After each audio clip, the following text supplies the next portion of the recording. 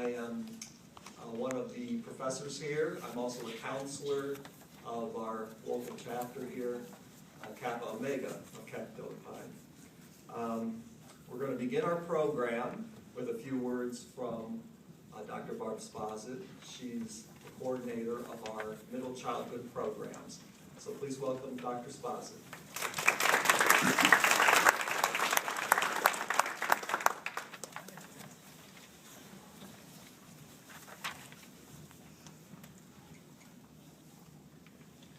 Good afternoon. I'm going to use my teacher voice, okay, because I'm doing two things at one time, and I'm not too good at that. Okay. Anyways, everybody can hear me? Good, okay. First of all, thank you to the officers of Kappa Delta Pi and Dr. Christie for inviting me to share my thoughts with you this afternoon. Thinking about that, I wanted to share with you those, I had two questions that came to mind that have been discussed over time when it comes to the profession we have chosen as a career. That means teaching, obviously. First, is teaching an art or a science? And second, what makes a good teacher? As you are coming to realize, either through your studies or field experiences, or if you are currently completing clinical practice, teaching is a complicated process. One always has to balance the roles of ringmaster and actor or actress with that of the great communicator, to Mr. Clean, if you are an early childhood major, and the great Oz, doling out answers to all sorts of questions. More specifically, I am sure you are discovering that teaching involves the development and refinement of, one, an authoritative presence, which I call the teacher persona, two, the radar to observe and interpret what students are doing and feeling at the moment, we call that withedness, and three, the skills for explaining, questioning, discussing, giving feedback, constructing meaningful tasks, serving as a facilitator of learning, and manager of the classroom climate, multitasking at the highest level. So which of these examples represent the science of teaching? And what part of teaching represents the discipline of art? The science to teaching comes from the acquisition of factual and theoretical knowledge and applying this knowledge to different contexts and a multitude of varying student needs. It is not by luck that good teachers acquire such expertise. This process involves time, a minimum of 4 years here at the bachelor's level, a strong pedagogical framework, a desire to improve one's practice, and the ability to actively reflect upon and enact change based on students' response, or lack of, to a given teaching strategy. When we speak of a work of art, the final rendition of the subject also involves a high level of discipline and a mastery of specific skills that often takes years to build. Like a scientist, artists make observations, derive ways to explain those observations, and attempt to challenge these theories through experimentation. For example, Monet experimented and came up with Impressionism, Dali experimented to come up with Surrealism, and Pollock experimented to come up with Abstract Expressionism. I believe artists, scientists, and educators share a framework that shapes their profession, including a vision, dream the impossible, understanding, knowledge of content, methods, forms, tools, both theoretical and practical, practices, a repertoire for acting, we call those our strategies, and engaging, or the brushstrokes of the picture we're painting, and dispositions, habits of mind, the developing and refining of one's personal development. So, is teaching an art or a science? I believe that the evidence, in addition to my own personal classroom experiences, demonstrate there is a science to the art of teaching and an art to the discipline or science of teaching.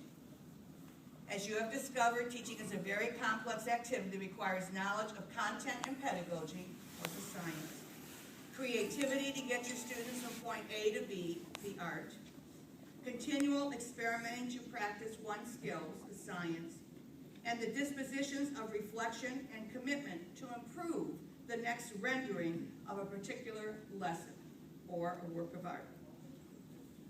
If teaching is a blend of art and science, how does one paint the good teacher? How does one explain good teaching?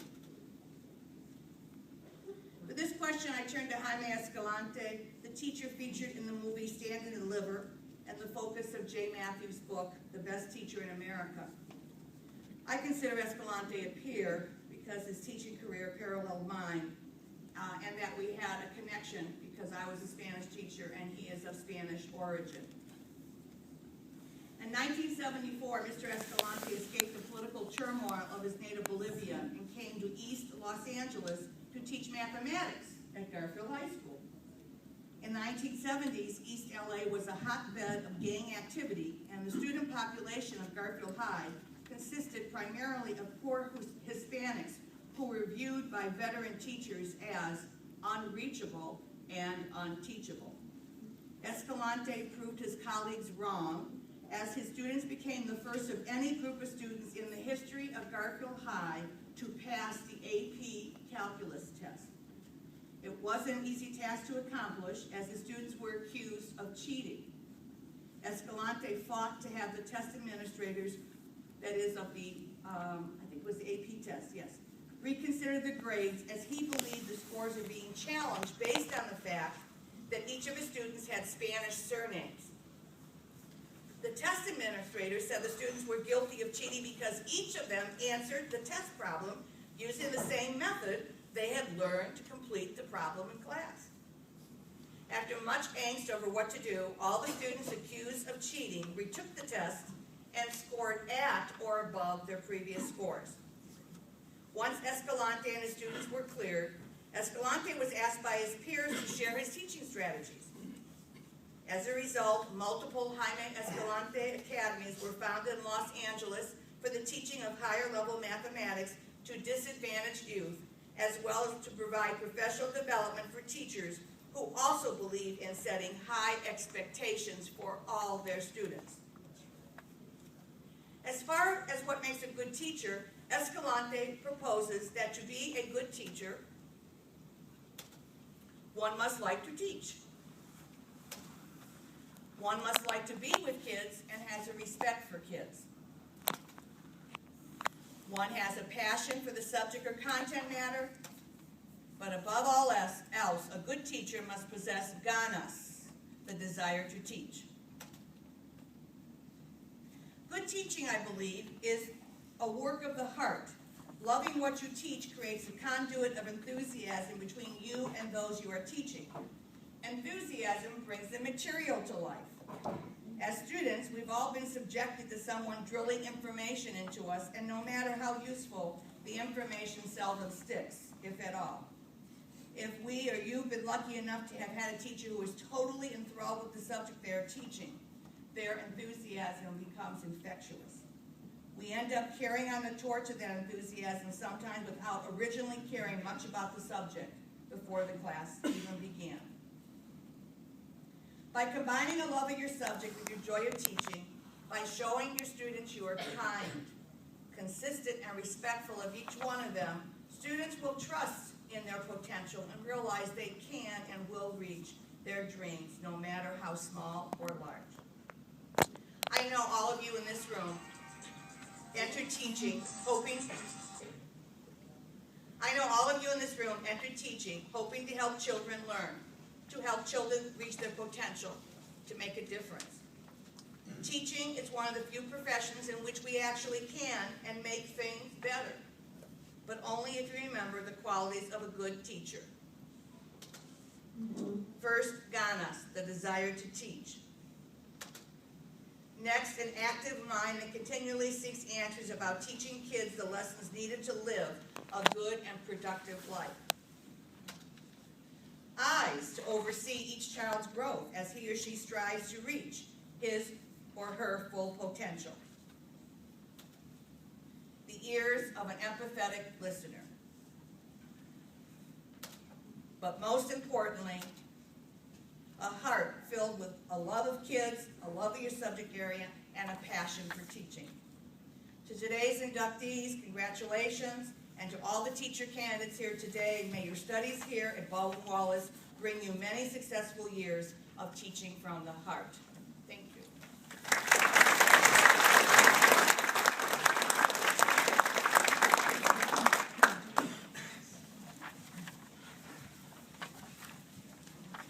Thank you, Dr. Spossit. Before I introduce the officers of Kappa Delta Pi, let me acknowledge the chairperson of the Division of Education, Dr. Karen Kay.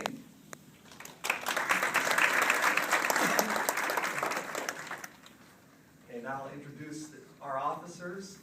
The President, Morgan McHale. Vice President, Jordan Frederick. Secretary, Lauren McGawkey. Treasurer, Margaret Lesa. And historian, Jackie Harper. Our officers will take over this part of the program.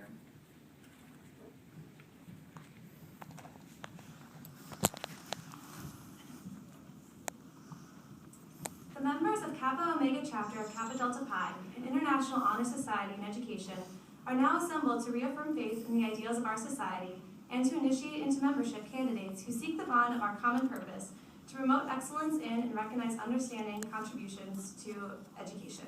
The historian will now relate the origin of our society and of this chapter. Kappa Delta Pi was founded March 8, 1911 at the University of Illinois. It was incorporated June 8, 1911. Kappa Omega Chapter was installed by Dr. Harold Reed on May 23, 1966.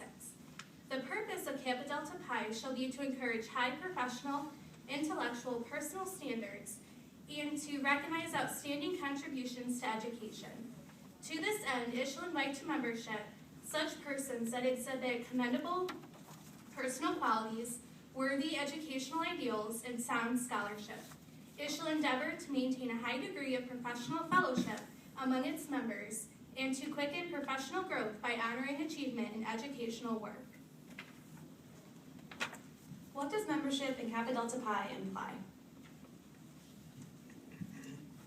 It implies fostering the high ideals of education profession by assuming trusteeship of a rich professional legacy. It is our privilege and duty as educators to transmit this legacy.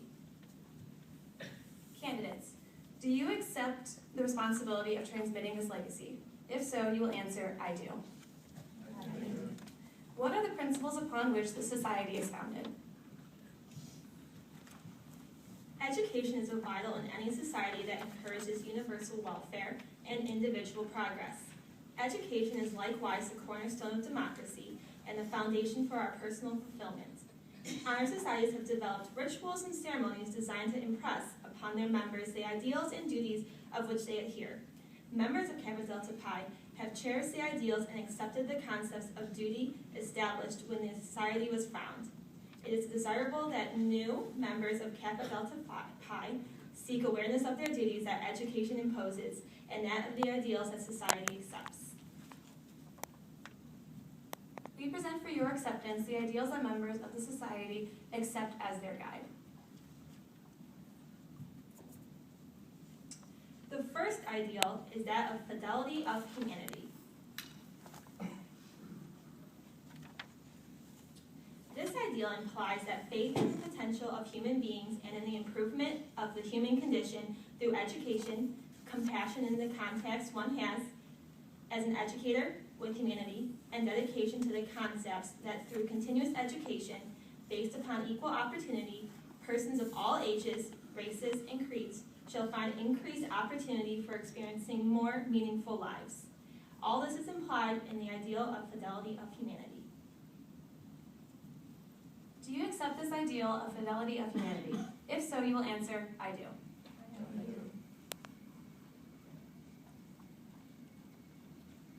The second is the ideal of science.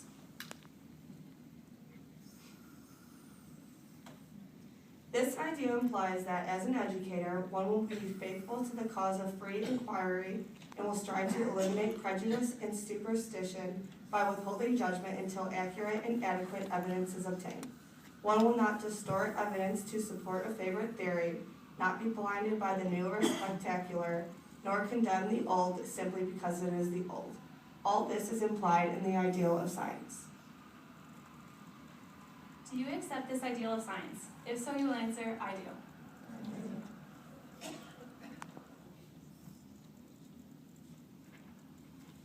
The third ideal is that of service. This ideal is the very essence of education, which seeks advancement not merely for self, but for society as well. The incentive of the great educators of the world has been their desire to serve humanity. Service in education implies living so that others are strengthened, inspired, and striving for the achievement of justice, peace, and a better way of life for all. All this is implied in the ideal of service. Do you accept this ideal of service? If so, you will answer, I do. The final ideal is that of toil. The will to do the task that must be done, whether the task pleases one or not, and faith in the social necessity and intrinsic reward of the education profession. It implies working with such faith and zeal that others are won to the cause of education. If one life has been given greater freedom and nobler vision, toil has not been in vain. All this is implied in the ideal of toil. Do you accept this ideal of toil? If so, you will answer, I do. Our society has for its emblem the scroll, the stylus, the beehive, and the characters Kappa Delta Pi. Many of the treasures of antiquity, which form the foundation of modern education, rest upon scrolls of papyrus. The golden scroll, therefore, is the foundation of our emblem. The shaft running through the scroll is the stylus, the first form of instrument known to be used in making letters and figures. The beehives are the whole meaning of our educational ideals. The purpose and ideals of Kappa Delta Pi are now known to you. Are you ready to take the obligation of membership in Kappa Delta Pi? If so, you will answer, I am. Repeat after me the obligation of the society. I promise to abide by the Constitution and bylaws of Kappa Delta Pi and to cooperate to enlarge the influence of its purpose and ideals. I now declare you members of Kappa Delta Pi, an international honor society in education, pledged to fidelity to its ideals and worthy to enter into the bonds of fellowship with its members. I will now call forward each of our new members' names. Bridget Bowers.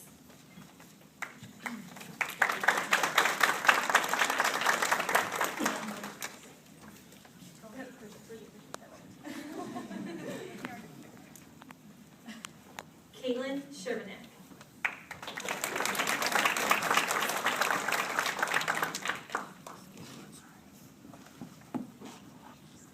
Sarah Kramer.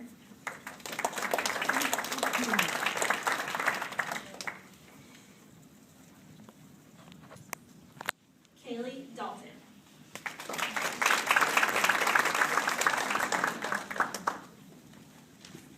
Joshua Donosich.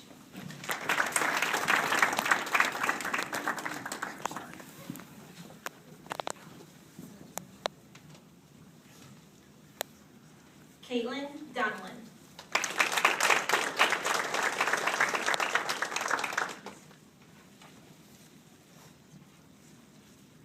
Chelsea Dronsfield.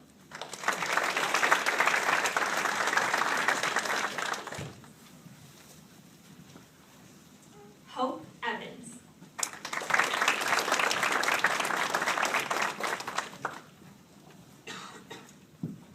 Mandy Gone.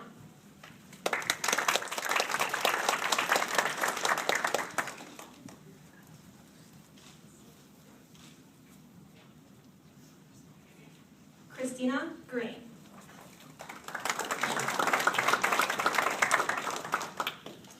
Catherine Hodder.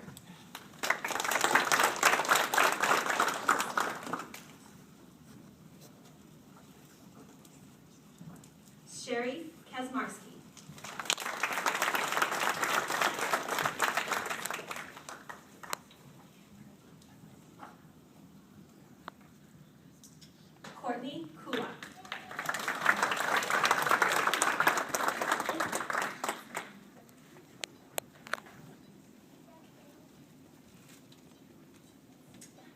Megan Michaelite.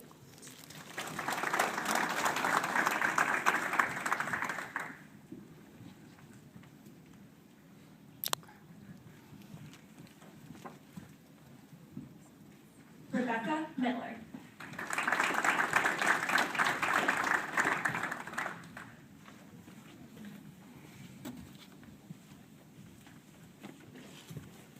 Caitlin Mullen.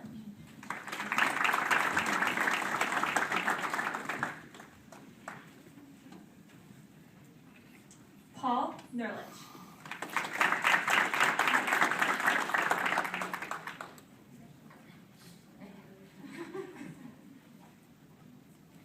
William Roth.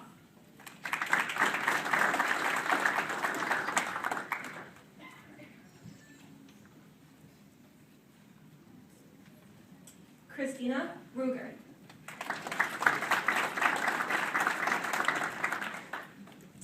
Christine Rubiera.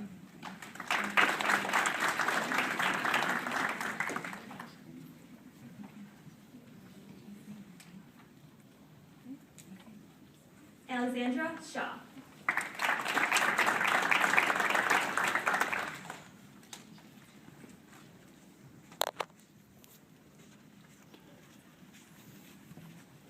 Nicole Smith.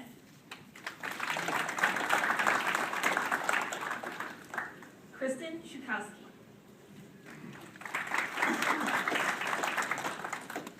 Zachary Wikikowski.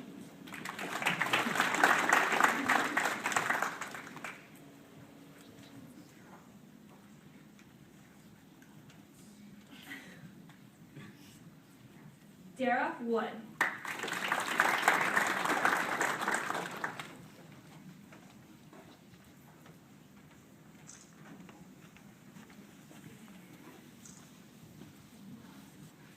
Stephen Yankee.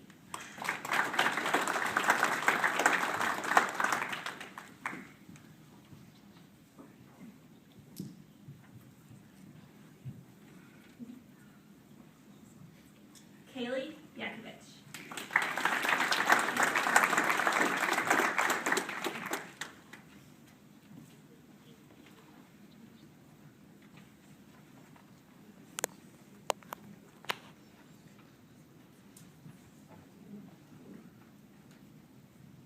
Congratulations to all our new members.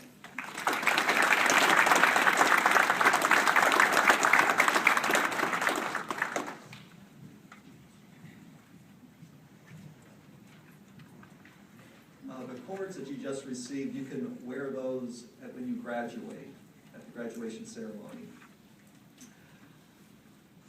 We greet you as colleagues in the quest for a full, knowledgeable, and useful life. We are united in a profession whose purpose and challenge is to inspire young and old to grow by using their heritage to develop a concern for the needs of others and to strengthen moral character and personality so that collectively, as members of Kappa Delta Pi, we may be worthy examples of a rich, wholesome life. To these purposes and challenges in firm faith, we devote our lives. So to teach that our words inspire a will to learn. So to serve that each day may enhance the growth of exploring minds.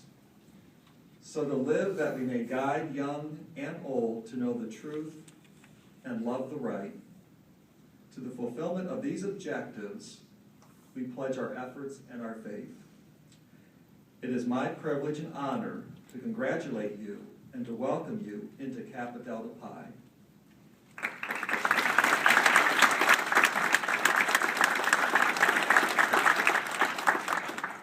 Before we close, I just want to mention that we have some refreshments in the back that we'd like you to go ahead and partake in.